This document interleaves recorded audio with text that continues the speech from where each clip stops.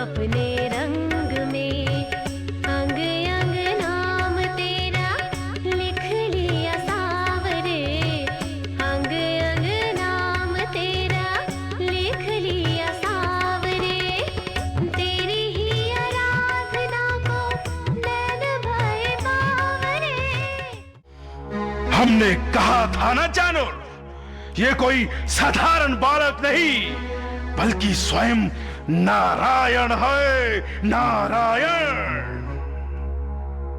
और यदि आकाशवाणी की बात सत्य है तो यही कृष्ण देवकी की 8वीं संतान है। कन्हैया बहुत शरारती हो गया है। हर रोज कोई ना कोई गोपी शिकायत करती है। कभी किसी की मटकी फोड़ देता है तो कभी किसी का माखन चुरा लेता है। मैं तो कहते कहते थक गई हूँ। अब आप ही उसे समझाइए।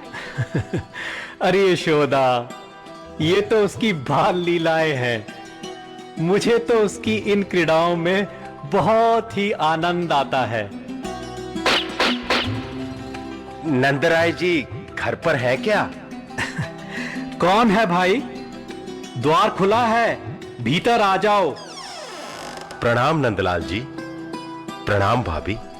अरे अक्रूर जी, प्रणाम। हमारे अहोभाग्य जो आपने आकर दर्शन दिए। आपका स्वागत है। विराजिए।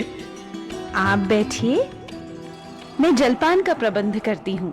कहिए अक्रूर जी, आज अचानक इस ओर कैसे आना हुआ? वहां मथुरा में सब कुशल तो है ना? आज आपको हम गोकुल के ग्वालों की याद कैसे आ गई? ये आप क्या कह रहे हैं नंदराय जी? हम तो आपका बहुत सम्मान करते हैं और आजकल तो मथुरा में घर घर आपके गोकुल की ही चर्चा है। हमारे गोकुल की चर्चा? वो क्यों अक्रूर जी? आजकल आपके बालक कृष्ण की वीरता के चर्चे हर जुबान पर हैं और इसी कारण स्वयं महाराज कंस ने मुझे न्योता लेकर यहां भेजा है। क्या कंस ने न्योता भेजा है? किस उपलक्ष्य में? महाराज कंस ने मथुरा में एक बहुत बड़े उत्सव का आयोजन किया है।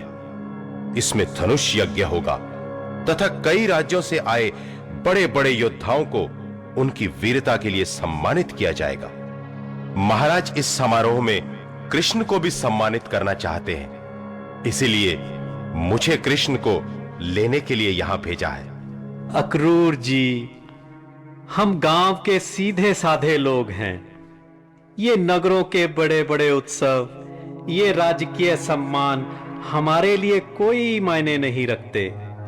और फिर यशोदा तो कन्हैया को अपनी आंखों से दूर भेज ही नहीं सकती। इसलिए हमें तो आप क्षमा ही करें। नंदराय जी, आप समझने की कोशिश कीजिए। यह सब इतना सरल नहीं है। यह केवल एक न्योता नहीं है बल्कि राज आज्ञा है और इसका पालन ना करने पर राजा के सैनिक आक्रमण भी कर सकते हैं। एक छोटी सी बात के लिए भयंकर रक्तपात हो जाएगा नंद जी। ये तो अन्याय है अक्रूर जी। मुझे तो इसमें कंस का कोई षड्यंत्र नजर आ रहा है। कृष्ण पर पहले भी कई बार जानलेवा हमले हो चुके हैं और मुझे लगता है उनमें भी उसी का हाथ रहा होगा। नंदराय जी, मेरे होते हुए मथुरा में कृष्ण को कोई छू भी नहीं सकेगा। मेरे सैनिकों का एक दल आठों पहर कृष्ण की सुरक्षा में तैनात रहेगा। हम यदुवंशी वीर अपनी जान पर खेल जाएंगे लेकिन कृष्ण पर आंच तक नहीं आने देंगे महाराज। लेकिन मेरी समझ में यह नहीं आ रहा कि आप कृष्ण को ले जाने की जिद पर क्यों अड़े हुए हैं। मुझे आश्चर्य है कि आप जैसा सज्जन पुरुष कंस जैसे अत्याचारी का पक्ष ले रहा है। मैं कंस का पक्ष नहीं ले रहा नंदराय जी, बल्कि किसी और ही कारण से कृष्ण को मथुरा ले जाना चाहता हूं। मैं भी तो सुनूं कि आखिर वह कारण क्या है। वह कारण है कृष्ण के असली माता पिता जो कि इस समय कंस के बंदी हैं।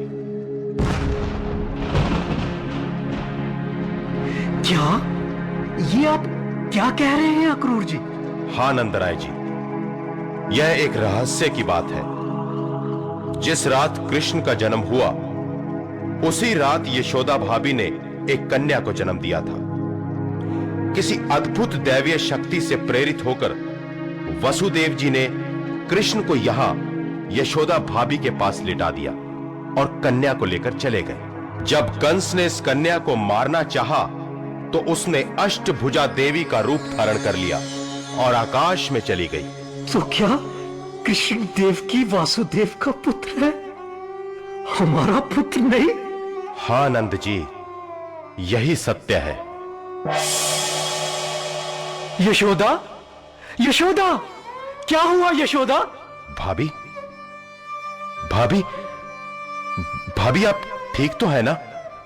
बाबा, बाबा, ये शोर कैसा है? हैं? ये क्या? मैया को क्या हुआ है बाबा? कुछ नहीं कान्हा, बस यूं ही थोड़ा चक्कर आ गया। यशोदा, उठो यशोदा, देखो कान्हा तुम्हें बुला रहा है। मैया, मैया, मैया तुम्हें क्या हुआ है? आंखें खोलो ना मैया, आंखें खोलो मैया। कान्हा मेरा पुत्र है, कान्हा मेरा पुत्र है, मैं उसे कहीं नहीं जाने दूंगी। कान्हा, मैं कान्हा को कहीं नहीं जाने दूंगी। कान्हा, कान्हा। मैया, ये तुम कैसी बातें कर रही हो? तुम्हें क्या हो गया है मैया? बाबा, क्या बात है? काकाश्री, आप ही बताइए ना, मेरे मैया और बाबा के दुख का क्या कारण है? तुम्हारे मैया बाबा के दुख का कारण मैं हूं कान्हा, मैं। आप? वह किस प्रकार काकाश्री? कृष्ण, सत्य तो यह है कि मुझे यहां कंस ने भेजा है। मथुरा में एक बहुत विशाल उत्सव का आयोजन हो रहा है। कंस ने तुम्हें वहां आने का न्योता दिया है। तुम्हारे बाबा तुम्हें वहां भेजना नहीं चाहते थे, तो मैंने उनसे कहा कि तुम्हारा मथुरा जाना अति आवश्यक है, क्योंकि तुम्हारे वास्तविक माता पिता देवकी व वसुदेव कंस की कैद में हैं। यदि तुम वहां नहीं गए तो वो कुछ भी कर सकता है। नहीं, कृष्ण मेरा पुत्र है, कृष्ण केवल मेरा पुत्र है। मैं कन्हैया को कहीं नहीं जाने दूंगी, मैं कन्हैया को कहीं नहीं जाने दूंगी। कृष्ण मेरे पुत्र, मैं तुझे कहीं नहीं जाने दूंगी। तू केवल मेरा पुत्र है, तू केवल मेरा पुत्र है। मैया, मैया, तुम क्यों रो रही हो? तुम्हारा और मेरा क्या नाता है, हमें किसी को बताने की कोई आवश्यकता नहीं है, क्योंकि तुम मेरी माता हो और मैं तुम्हारा पुत्र। यही अटल सत्य है। अक्रूर जी तो क्या, यदि समस्त संसार भी एक तरफ होकर कहे कि तुम मेरी माता नहीं हो, तो मैं इसे कभी स्वीकार नहीं करूंगा। मुझे भले ही किसी और ने जन्म दिया हो, मेरी रगों में भले ही किसी और का रक्त बह रहा हो, किंतु दूध तो तुम्हारा ही है ना मैया। जब मैंने पहली बार आंखें खोली तो स्वयं को तुम्हारी गोद में पाया। तुम्ही ने उंगली पकड़कर मुझे चलना सिखाया, मुझे बोलना सिखाया। जब मैंने पहली बार मां शब्द कहा तो तुम्ही ने मुझे गले से लगाया था ना मां, है ना मैया? कृष्ण, बस कर कृष्णा, बस कर। अपनी मां को और कितना रुलाएगा कन्हैया।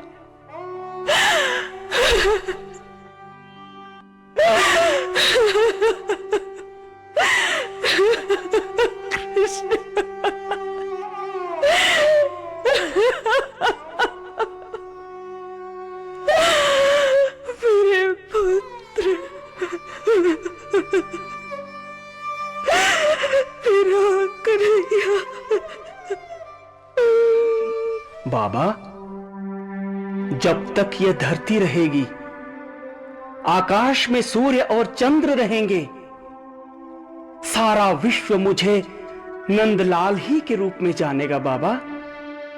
मैं आप ही का पुत्र हूं और सदैव आप ही का पुत्र रहूंगा। हां बाबा, आप ही का पुत्र रहूंगा। कृष्ण, मेरा लल्ला कृष्ण।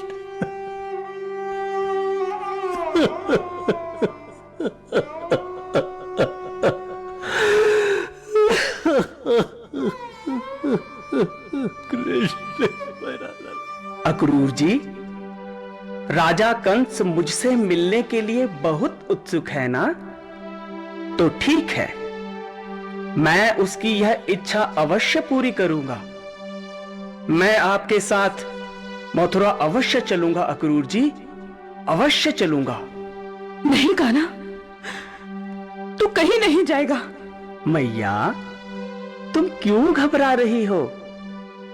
अपने हाथों से माखन खिला खिलाकर तुमने मुझे इतना बलवान बना दिया है कि कंस तो क्या, उसकी समस्त सेना भी आ जाए तो तेरे लल्ला का कुछ नहीं बिगाड़ सकती मां। हाँ मैया, कान्हा ठीक कहता है। और फिर मेरे होते हुए तुम्हें चिंता करने की कोई आवश्यकता नहीं। दाऊ, तो क्या तुम भी मथुरा चलोगे? अरे पगले, तू क्या समझता है कि तू अकेला शत्रुओं के बीच जाएगा और तेरा दाऊ यहां गोकुल में बैठा माखन मिश्री खाता रहेगा? नहीं कान्हा, मैं तेरी परछाई बनकर आठों पहर तेरे साथ रहूंगा। यदि किसी ने तेरी ओर बुरी दृष्टि डालने की कोशिश भी की तो उसकी आंखें फोड़ डालूंगा। यदि तेरी ओर किसी ने हाथ बढ़ाया तो उस हाथ को काट डालूंगा मैं। शांत हो जाओ दाऊ, शांत हो जाओ। मैं जानता हूं कि तुम्हारे होते हुए मुझे कुछ नहीं हो सकता। कृष्ण, हम भी मथुरा चलेंगे। बलराम, सभी गोपों से कहो कि छकड़े तैयार करें, और हां, साथ में गोरस भी रख ले। हम कल ही मथुरा की ओर प्रस्थान करेंगे। जी बाबा, मैं अभी सब तैयारी करता हूं। तो ठीक है, हम सब मथुरा चलेंगे। जरा मथुरा वाले भी तो देखें हम गोकुल के ग्वालों की शान। जानूर, तुमने सारा प्रबंध ठीक से तो कर दिया है ना? जी महाराज, आप निश्चिंत रहें। मैंने ऐसा प्रबंध किया है कि सांप भी मर जाए और लाठी भी ना टूटे। आपके हाथी कुवल्यपीड़ को रात भर मदिरा पिला पिला कर मदमस्त कर दिया गया है और उसे रंगशाला के मुख्य द्वार पर खड़ा किया गया है। बस महावत का एक इशारा पाते ही वह उस कृष्ण को अपने पैरों तले चींटी की तरह मसल कर रख देगा। और यदि किसी प्रकार वह कुवल्यपीड़ से बच भी गया तो हमारे पहलवान मुष्टिक, कूट, शल, तोशल और स्वयं मैं, हमसे बचकर भला कहां जाएगा महाराज। एक ही पटकनी ऐसी दूंगा कि फिर वह पानी भी नहीं मांग पाएगा। हाँ, शाबाश जानूर, शाबाश। लेकिन वो है कहां? अब तक आया क्यों नहीं? चिंता की कोई बात नहीं है मथुरेश। जब से वह मथुरा में आया है, हमारे गुप्तचर हर क्षण उस पर कड़ी नजर रखे हुए हैं। उसकी हर गतिविधि की खबर हम तक पहुंचती रहेगी महाराज। महाराज की जय हो। क्या समाचार लाए हो मंगल? जी, उस कृष्ण ने महाराज के रजक से राजसी वस्त्र छीनकर स्वयं पहन लिए तथा अपने साथी ग्वालों को भी बांट दिए। क्या कहा? उन ग्वालों की इतनी हिम्मत? क्षमा करें महाराज, क्षमा। कृपया शांत हो जाएं। उस बेचारे के मरने में अब समय ही कितना बचा है, इसलिए उसकी अंतिम इच्छा समझकर उसे क्षमा कर दीजिए। अंतिम इच्छा? हाँ, ये तुमने खूब कही चाणूर। अंतिम इच्छा।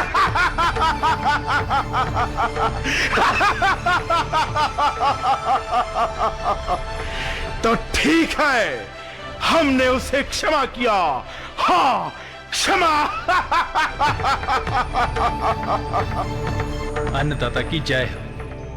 अन्नदाता, आपके बाग का माली सुदामा जो पुष्पमाला आपके लिए ला रहा था, वो उसने कृष्ण को पहना दी है।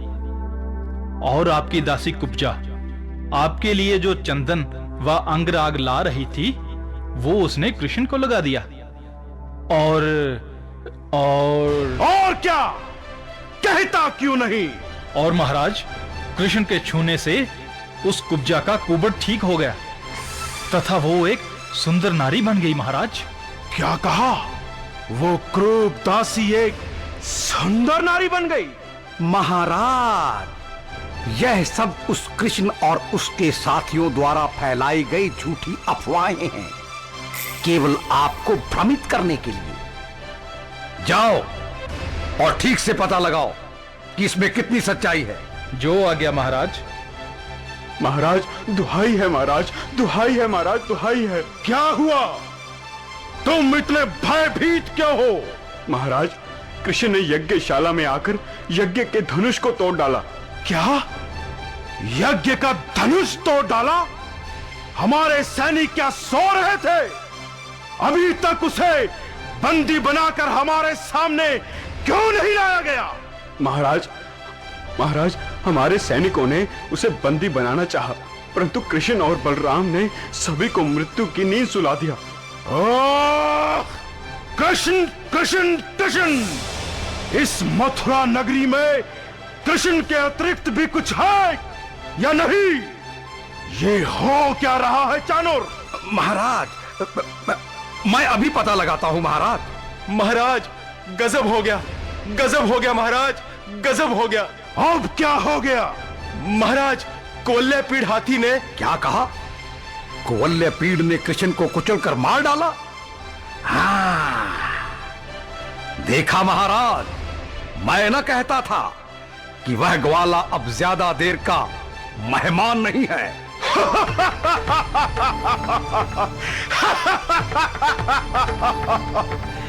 तो आखिर हमारे हाथी कोल्लेपीड़ ने उस कृष्ण का काम तमाम कर ही दिया।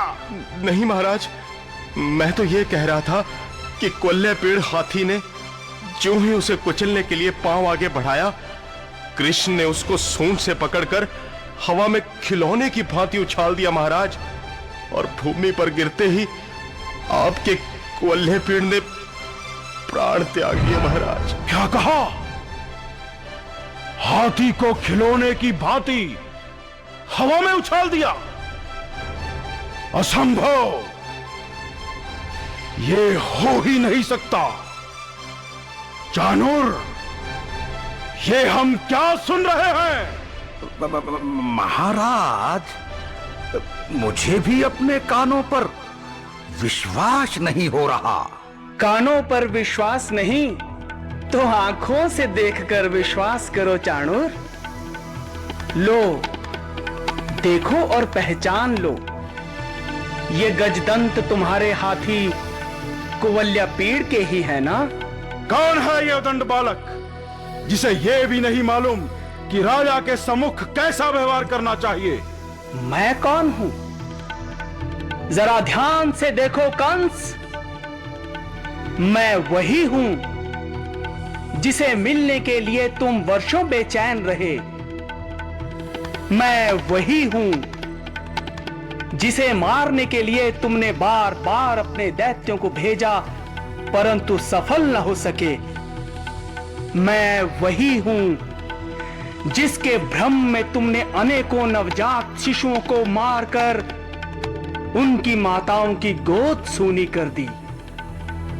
मैं वही हूं जिसके माता पिता को तुमने अपने बंदी गृह में बेड़ियों से जकड़ रखा है, मैं वही हूं जिसके 6 भाइयों को तुमने जन्म लेते ही मार डाला, लेकिन माता देवकी की 7वीं और 8वीं संतान को तुम छू भी नहीं पाए। तो आज अपनी यह इच्छा भी पूरी कर लो कंस मामा। ध्यान से देखो,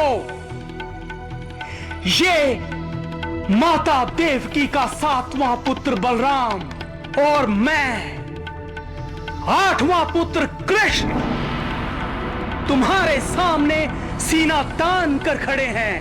अरे नादान छोकरे, क्या तुझे मृत्यु का भय नहीं, जो मेरे सामने यूं कैंची की तरह जुबान चला रहा है? तुम मुझे मृत्यु का भय दिखा रहे हो? जिस दिन से तुमने आकाशवाणी सुनी, उसी दिन से तुम पल पल मृत्यु के भय से कांपते रहते हो। उस दिन के बाद इतने वर्षों तक एक रात भी चैन की नींद नहीं सो पाए तुम। मृत्यु का भय क्या होता है, यह तुमसे अधिक और कौन जान सकता है कंस मामा? अरे ओ कृष्ण, स्वयं को बहुत वीर समझते हो ना तुम? गोकुल वृंदावन के ग्वालों के सामने वीरता की बड़ी बड़ी डींगे हाँकते हो ना? हमारे दयालु महाराज ने तुम पर कृपा करके तुम्हें वीरता का पुरस्कार देने के लिए यहां बुलाया है, लेकिन उससे पहले हम भी तो देखें कि क्या तुम वास्तव में इस पुरस्कार के लायक हो या नहीं। क्यों कृष्ण, मल्ल युद्ध में 2-2 हाथ करोगे हमसे? तुमसे? तुम तो मथुरा के बहुत प्रसिद्ध पहलवान हो ना। मल्ल युद्ध में कई बड़े बड़े योद्धाओं को तुमने पराजित किया है। एक छोटे से बालक से लड़ते हुए तुम्हें लज्जा नहीं आएगी? और मथुरा के महाराज के सामने यह अनर्थ, लोग क्या कहेंगे चाणूर? अरे लोगों की छोड़ो, तुमने अभी अभी कहा कि तुमने कुवल्यपीड़ हाथी को मार डाला। इसका अर्थ यह हुआ कि तुम में हाथी से भी अधिक बल है, और यदि तुम्हारे शरीर में हाथी के समान बल है तो फिर हमसे मल्लयुद्ध करने में भला कैसा अनर्थ? मैं कहता हूं, इसमें कोई लज्जा की बात नहीं है। क्यों महाराज? हाँ, चाणूर ठीक कहता है, इसमें कोई अन्याय नहीं। यदि तू वास्तव में वीर है तो मेरे इन योद्धाओं से मल करने में डर कैसा? आज या तो अपनी वीरता दिखाओ या फिर वीर कहलवाना छोड़ दो कृष्ण। क्यों दाऊ, क्या विचार है? इसमें विचार कैसा कान्हा? तू यहाँ आराम से बैठ, मैं जरा इन पहलवानों को गोकुल वृंदावन के दूध माखन का स्वाद चखा दूं। दाऊ, इसके लिए तो मैं ही बहुत हूं, इससे मुझे लड़ने दीजिए ना। नहीं कन्हैया, बड़े भाई के होते हुए तुझे लड़ने की क्या आवश्यकता है? तू बस देखता रह कैसे इन्हें धूल चटाता हूं। दाऊ भैया, छोटे की हट रख लीजिए ना। अरे रे रे रे, विवाद क्यों करते हो भाई? चलो तुम दोनों ही मैदान में आ जाओ। ये ठीक है। दाऊ भैया, चाणूर महाराज कंस के विशेष सलाहकार मालूम पड़ते हैं। मैं इनकी इच्छा पूर्ति करता हूं, आप मुष्टिक को संभालिए। ठीक है कान्हा, चलिए मुष्टिक महाशय, शायद आपका कल्याण मेरे हाथों लिखा है। अभी पता लग जाएगा कि कौन किसका कल्याण करता है। चींटी की तरह ना मसल दूं तो मेरा नाम मुष्टिक नहीं। सावधान रहो कृष्ण, मल्ल युद्ध के लिए तैयार हो जाओ।